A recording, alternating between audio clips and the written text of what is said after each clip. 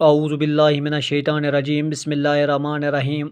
टठो बच्चों अस्सलामु अलैकुम वरहमतुल्लाहि वबरकातुहू। मे उम्मीद कि तुम ٲسِو ठीक।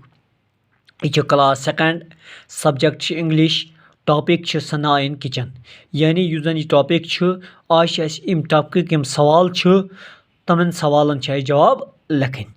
आंसर द फॉलोइंग क्वेश्चन, यानी दिन आमतन सवालन लिखियो जवाब। सवाल नंबर 1 स्टार्टो बच्चो, what is on the work top, यानी वर्क टॉपस पे क्या छ। अमुक जवाब स्टार्टो बच्चो, a gas stove and an oven are on the work top. अख गैस चूल बे तंदूर अथ वर्क टॉपस पे। सवाल नंबर 2 टाटो बच्चो, वायर आर द जार्स, यानी यम जन जार्स यम जन बोतल तम कत। अमुक जवाब स्टार्टो बच्चो, the jars are on the shelf, यम हसा यम बोतल यम हसा यम जार्स हम हसा किचन कि शेल्फस पे। सवाल नंबर 3 टाटो बच्चो, wire is the refrigerator, fridge कत।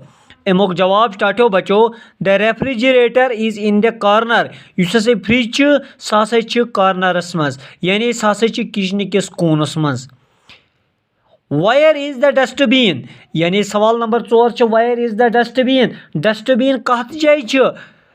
अमुक जवाब स्टार्टो बच्चो, the dustbin is under the work top, युस हसा डस्टबिन सह हसा वर्क टॉपस बन कन, यानी वर्क टॉपस तल कन।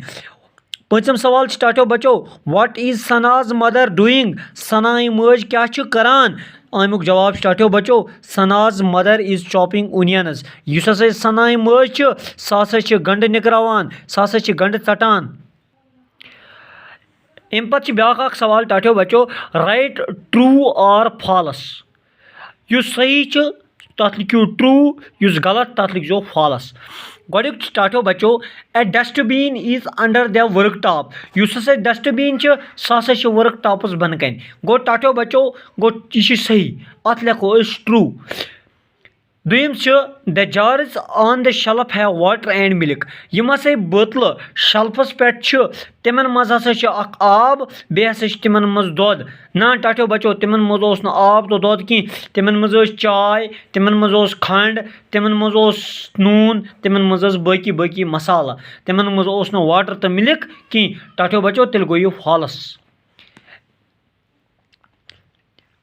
ए broom is behind the door, यानी युस हसा यह झाड़ू सह दरवाजस पत कन। यह अत गो ट्रू, यानी यह सही पज पे, यानी युस जन यह ब्रूम झाड़ू सह दरवाजस पत कन। सवाल नंबर 4 टाटो बच्चो, the jars are on the in the refrigerator, यम हसा जार्स यम हसा बोतल तम हसा रेफ्रिजरेटरस मज, यानी तम हसा फ्रिजस मज ना, तम आस फ्रिजस मज की, तम हसा शेल्फन पे। टाटो बच्चो तेल गो यह फॉल्स। मे उम्मीद कि तुम यह सबक समझ आमुत। यम लिखो यम सवाल पनी कापी पे। बाकी वसलम।